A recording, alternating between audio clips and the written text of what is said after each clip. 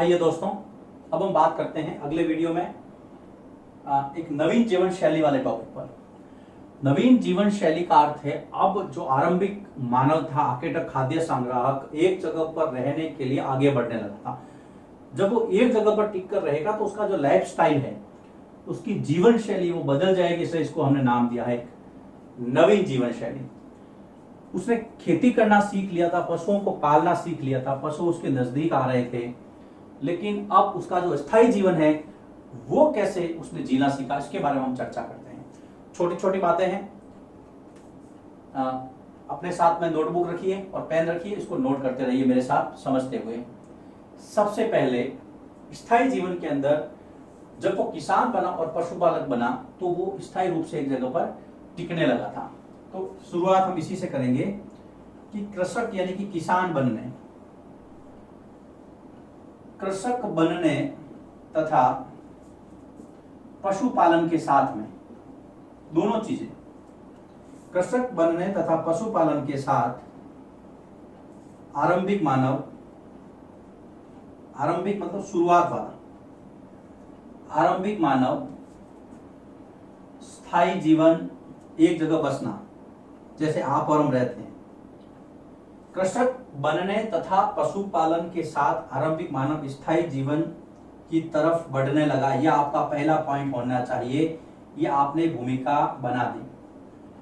अगर मान लो प्रश्न पूछे कि आरंभिक मानव स्थायी जीवन की तरफ कैसे बढ़ा, तो आपको सबसे पहले यहां से इस पहले बिंदु के साथ, भूमिका के साथ में चलना है। अब हम दूसरे बिंदु की बात करते हैं। जब उसने खेती करना सीखा तो क्या किया?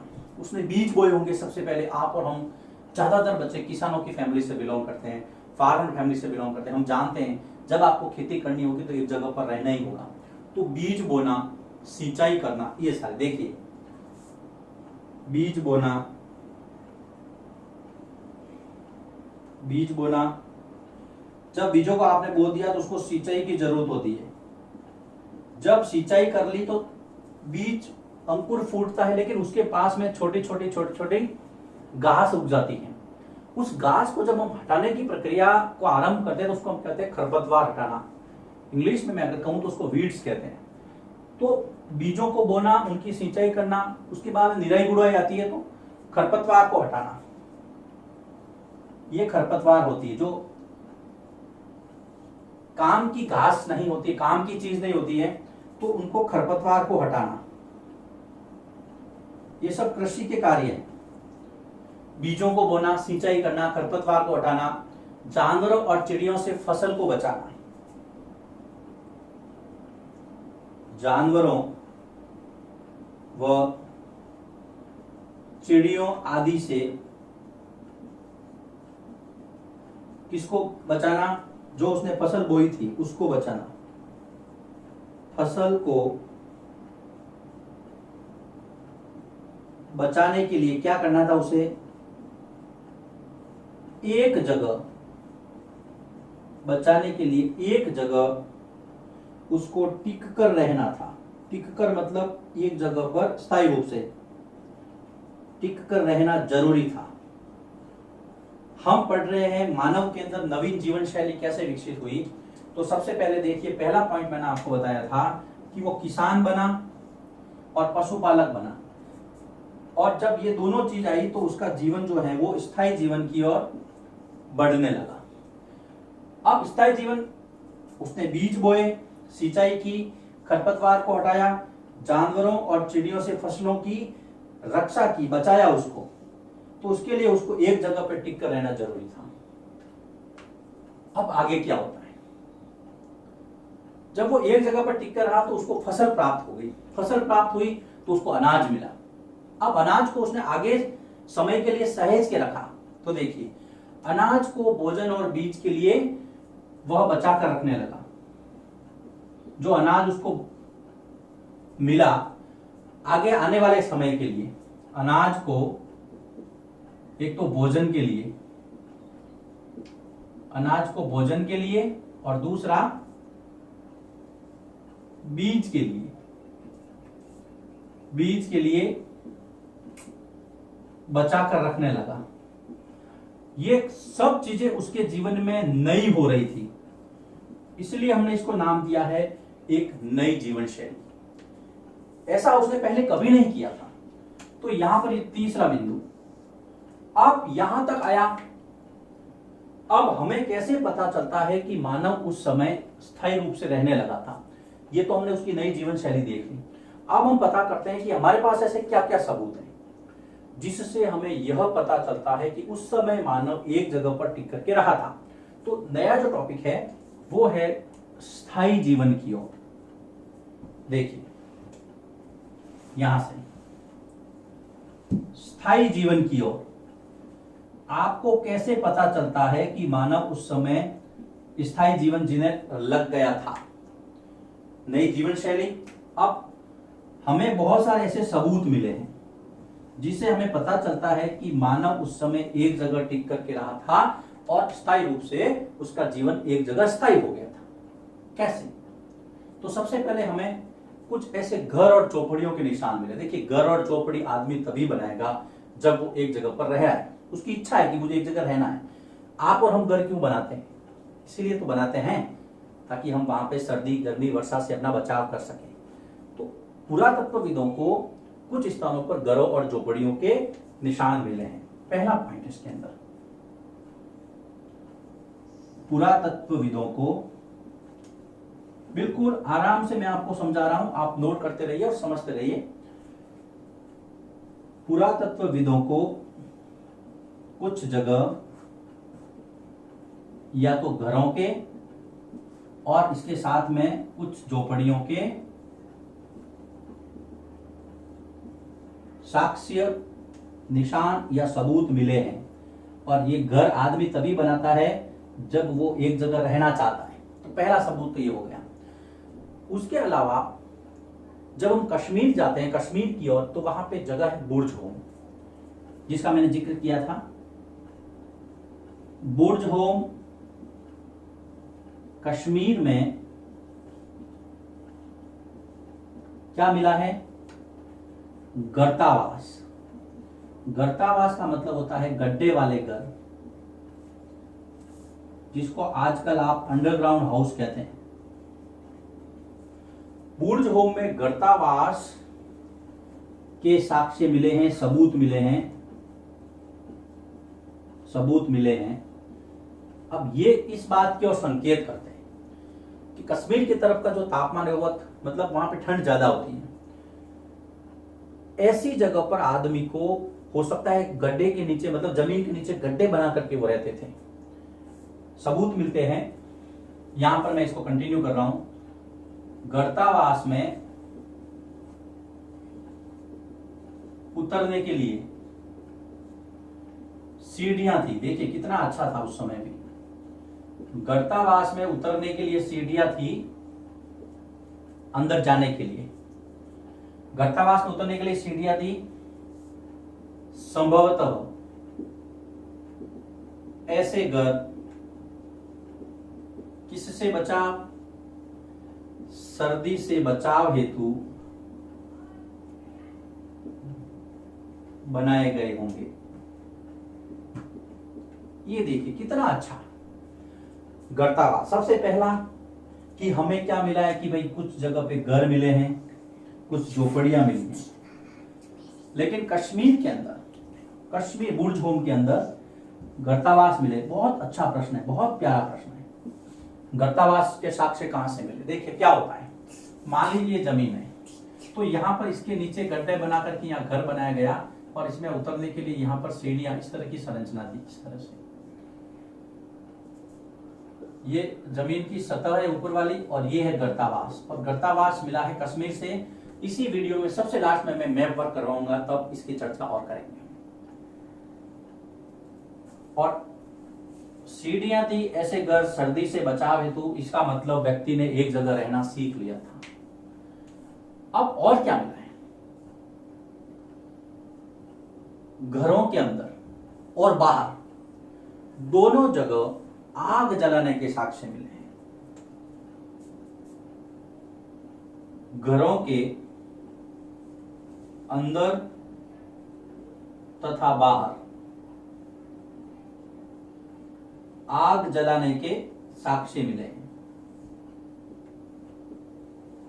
साक्ष्य मतलब सबूत लिख देता हूं मैं, बार बार साक्ष्य नहीं लिखूंगा।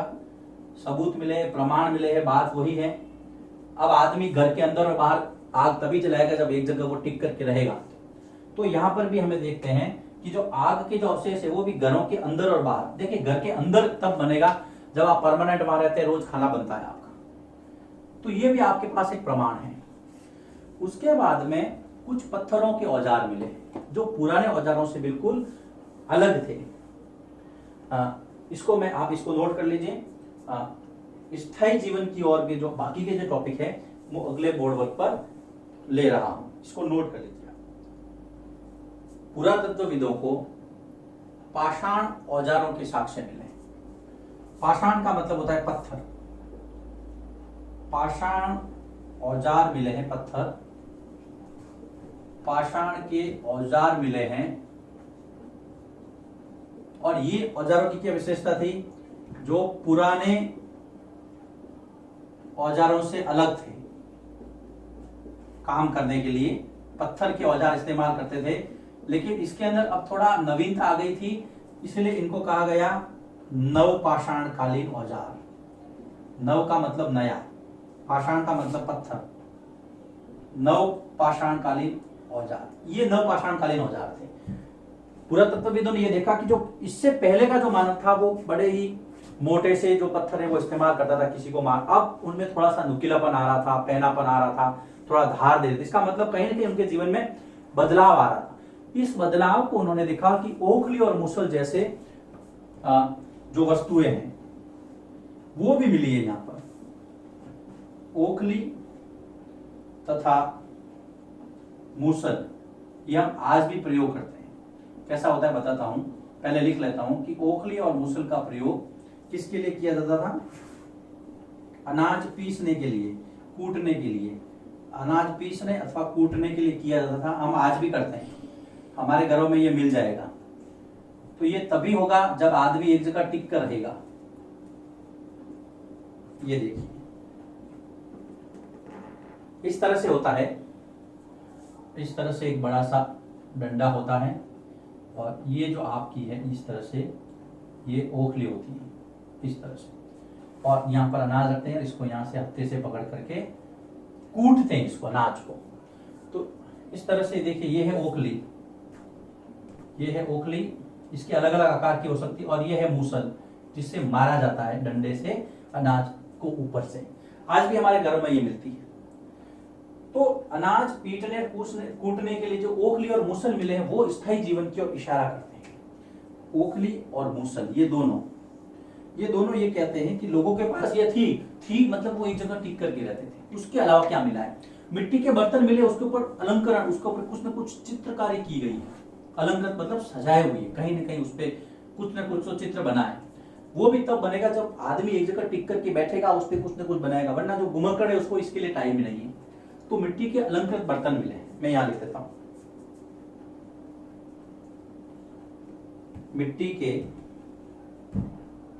अलंकृत मतलब कुछ न कुछ उसका ऊपर बनाया हुआ, पेंटेड अलंकृत बर्तन भी मिले हैं। इससे हमें यह पता चलता है कि आदमी एक जगह टिक कर रहता था। मिट्टी के अलंकृत बर्तन मिले हैं। बर्तनों में ये हो सकता है खाना भी रखते होंगे। अब देखिए चावल, गेहूं, दलहन इस समय का मुख्य भोजन बन गया था। यहां पे लिखता हूं मैं, चावल, गेहूं, दलहन का मतलब सभी प्रकार की दालें जो हम खाते हैं। चावल, गेहूं, दलहन इस समय आदमी का जो मुख्य भोजन था, दलहन व्यक्ति का मुख्य भोजन बन गया था, मुख्य भोजन बन गया था। इसके अलावा कपड़ों की बुनाई के अवशेष मिले हैं। आदमी कपड़ा तभी बुनेगा जब वो ज्यादातर एक जगह पे टिक कर रहेगा। कपड़ों की बुनाई के अवशेष मतलब साक्ष्य मिले हैं, जिससे हमें यह अंदाजा लगता है, यह अंदाज है कि इस समय देखिए कपड़े किससे बनते हैं? कपास से बनते हैं। सूत भी काता होगा, कपड़े बनाए होंगे, बुनाई की होगी, तो कपड़ों की बुनाई के अवशेष मिले हैं। तो ये अंदाज है कि कपास जैसी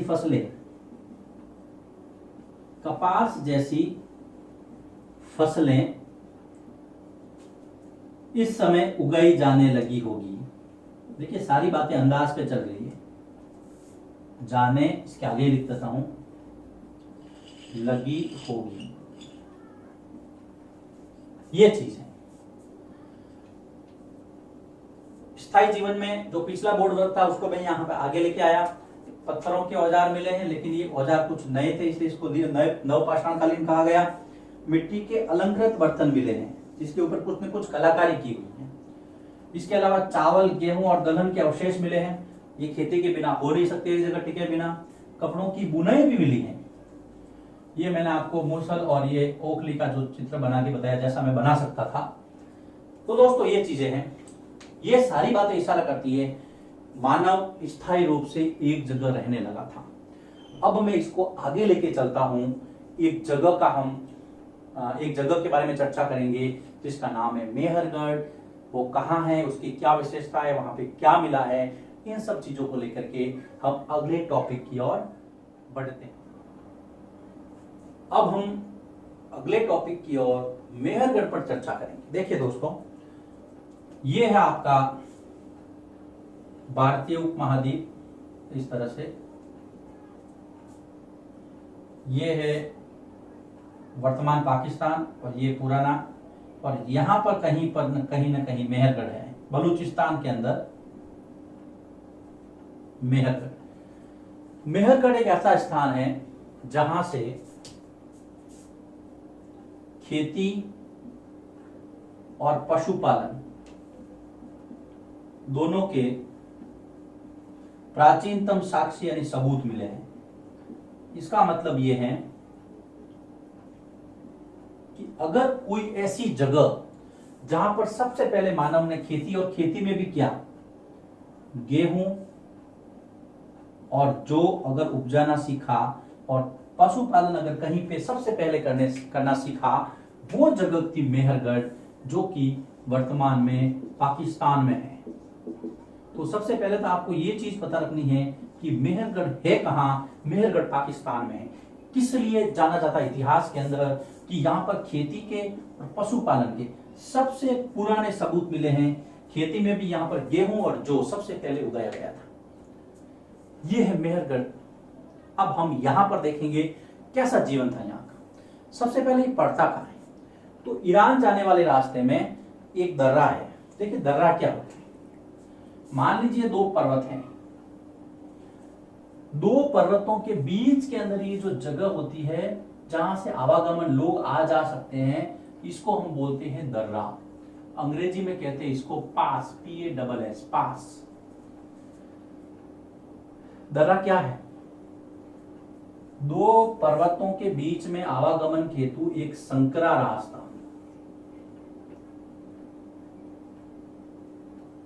ये दर्रा कहलाता है। तो कौन सा दर्रा, बोलन दर्रा। तो ये मेहरगढ़, देखिए मैं लिखता हूं यहां पे, मेहरगढ़ ईरान जाने वाले बोलन दर्रे के पास एक हरा भरा, बहुत ही उपजाऊ क्षेत्र, हरा भरा ग्रीनरी से हरा भरा समतल प्रदेश है, और जो समतल होगा वहां पे खेती ज्यादा होगी, ये भी आप जानते हैं। इसलिए यह भी पता लगाया जाता है कि यहाँ पर खेती के सबसे पुराने साक्ष्य क्यों मिले। पता चल गया आपको, है पाकिस्तान में कौन से दर्रे के पास में, बोलन दर्रा। दर्रा क्या होता है ये आप समझ लेंगे। भारत में नहीं है ये वर्तमान स्थिति में। यहां पर पशुपालन की और खेती के सबसे पुराने साक्ष्य मिले हैं, ये मुझे वापस लिखने की जरूरत नहीं है। गेहूं और जो यहां पर सबसे पहले लोगों ने उपजाना सीखा, यहां पर उपजाया और खेती की, इसके लिए मेहरगढ़ जाना जाता है।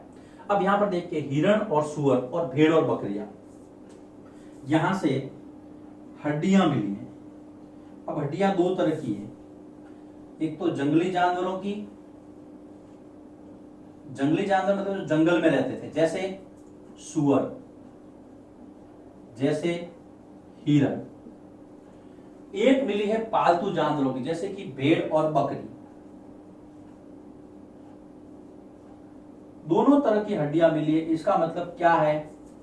इसका मतलब ये है दोस्तों कि यहाँ के लोग पशुओं को पालते भी थे, जंगली जानवरों को खाते भी थे। दोनों तरह के जानवर उनके उपयोग में आते थे, क्योंकि यहां से साक्ष्य मिले हैं। कई बार आता है कि मेहरगढ़ से आपको कैसे पता चलता है कि यहाँ के लोग जानवरों को पालते भी थे और शिकार भी करते थे, क्योंकि यहाँ से दोनों प्रकार की हड्डियां मिली हैं।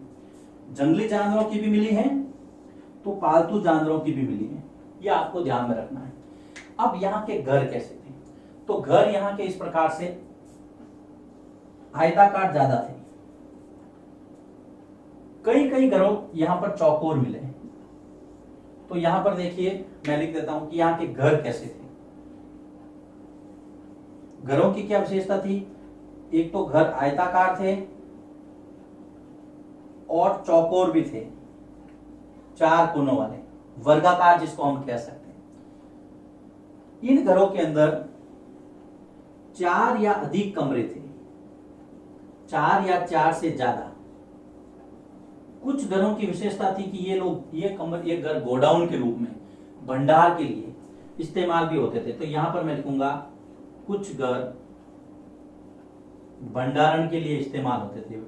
भंडार घर इसको गोडाउन बोलते हैं ना आप। कुछ घर भंडारण के लिए, अनाज को रखने के लिए, कोई दूसरी चीज रखने के लिए इस्तेमाल होते थे। तो देखिए घरों की क्या विशेषता थी? आयताकार थे, चौकोर थे, 4 कमरे या उससे ज्यादा कमरे थे। कुछ घरों को गोडाउन, भंडारण के लिए इस्तेमाल किया जाता था। अब यहाँ की जो बेहतरीन चीज आती है वो देखिए, मेहरगढ़ की एक और विशेषता है। मेहरगढ़ की और जो विशेषता है, यहाँ की कब्र जब व्यक्ति मर जाता है तो या तो उसको जलाया जाता है या उसको जमीन के अंदर गाड़ा जाता है। तो यहाँ से जो साक्ष्य मिले उससे हमें पता चलता है कि यहाँ पर यहाँ की जो कब्र मिली हैं, उसमें मानव के साथ, मानव जो मर गया, समझ गए ना, मानव, यहां पर मैं मृतक लिख देता हूं। आप समझेंगे कि सर क्या जिंदा आदमी को अंदर गाड़ दिया गया? नहीं, मानव मृतक के साथ कुछ चीजें रखने की परंपरा थी। मृतक के साथ वस्तुएं रखने की परंपरा थी, कुछ चीजें मिली हैं।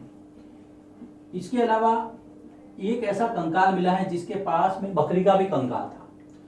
तो मानव कंकाल के साथ बकरी का कंकाल भी यहां पर मिला है।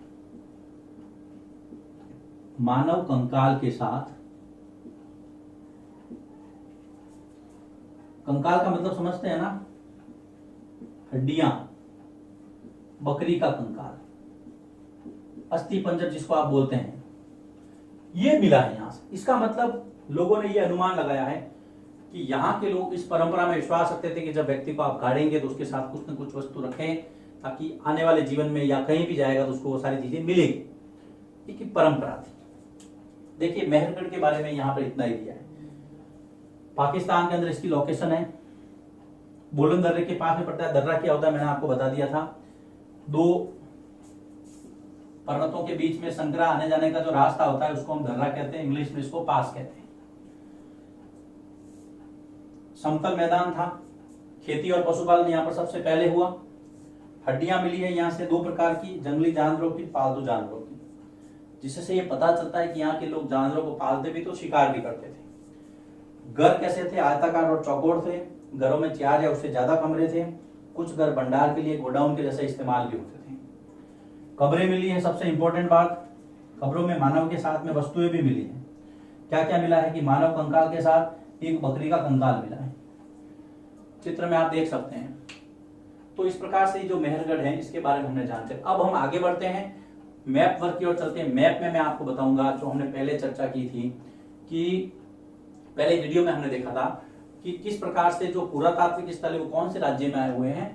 मैप के साथ में मैं आपको ये सारी जानकारी दूंगा। आपके सामने स्क्रीन पर भारत का नक्शा मैप नजर आ रहा है। इस मैप के अंदर सबसे पहले उत्तर की तरफ देखिए, कश्मीर के अंदर बुर्ज होम लिखा हुआ है। ये बुर्ज होम वही बुर्ज होम है जहां से गर्तावास अर्थात गड्ढे वाले घरों के साक्ष्य मिले हैं, जहाँ नीचे उतरने के लिए सीढ़ियाँ थी, जैसा पहले मैंने आपको वीडियो में बताया था। इसके बाद में देखिए जो मेहरगढ़ है वो भारत में स्थित नहीं है, पाकिस्तान में है, जहाँ पर सबसे पहले कृषि और पशुपालन के साक्ष्य मिले हैं। तो मेहरगढ़ पाकिस्तान के अंदर और बुर्जहोम आपको नज़र आ रहा है नक्शे में, उत्तर भारत के उत्तर में कश्मीर के अंदर। इसके बाद में आप सीधा उत्तर प्रदेश में आ जाइए, कोल्डी हवा और महागढ़ा, दो नाम आपको नज़र आ रहे हैं। उत्तर प्रदेश में उत्तरी क्षेत्र के अंदर कोल्डी हवा और दक्षिण के अंदर महागढ़ा। इसके बाद में देखिए चिरांद लिखा हुआ है, ये चिरांद बिहार के अंदर स्थित है। बिहार में चिरांद के बाद में देखिए नॉर्थ ईस्ट के अंदर, पूर्वोत्तर भारत के अंदर आपको दाउजले हेडिंग नज़र आ रहा है दोस्तों। दाउजले हेडिंग जो है वो असम के अंदर है, बिल्कुल ब्रह्मपुत्र नदी की घाटी में स्थित यह क्षेत्र है। इसके बाद में आप सीधा आ जाइए मध्य प्रदेश में, भीमबेटका। भीमबेटका की गुफाएं काफ़ी प्रसिद्ध हैं। ये भीमबेटका मध्य प्रदेश के अंदर स्थित है। इस तरह से मैप के अंदर आपको इसकी स्थिति पता रखनी है। इसके बाद में हम दक्षिण भारत की ओर रुख करते हैं, जहाँ पर देखिए आपको ब्रह्मगिरी नज़र आ रहा है। ब्रह्मगिरी कर्नाटक में स्थित है। ब्रह्मगिरी एरो से बताया गया है, कर्नाटक में ध्यान दीजिए आप। इसके बाद में कुरनूल की गुफाएं देखिए आंध्र प्रदेश के अंदर, तेलंगाना और आंध्र प्रदेश की जो सीमा पर स्थित है ये कुरनूल की गुफाएं। उसके बाद में कुरनूल के दक्षिण में देखिए पेयमपल्ली, ये भी आंध्र प्रदेश के अंदर स्थित है। पेयमपल्ली के बाद में दक्षिण के अंदर आप तमिलनाडु में आदि चलनूर नजर आ रहा है आपको, ये आदि चलनूर। इस प्रकार से ये पुरातात्विक स्थल जो जो नक्शे के अंदर दिए जाने थे वो मैंने आपसे यहाँ पर मैप के माध्यम से चर्चा की है। आप इस मैप को अपनी नोटबुक के अंदर लिख दें। अगर आपके पास रेडीमेड मैप है तो यहाँ पर जो जो स्थान हमने बताए हैं उनको उनके राज्य के स्थानों के साथ में याद करें। तो यहाँ पर यह अध्याय समाप्त होता है। अगले अध्याय में हम एक नए टॉपिक के साथ आपसे वापस मुलाकात करेंगे।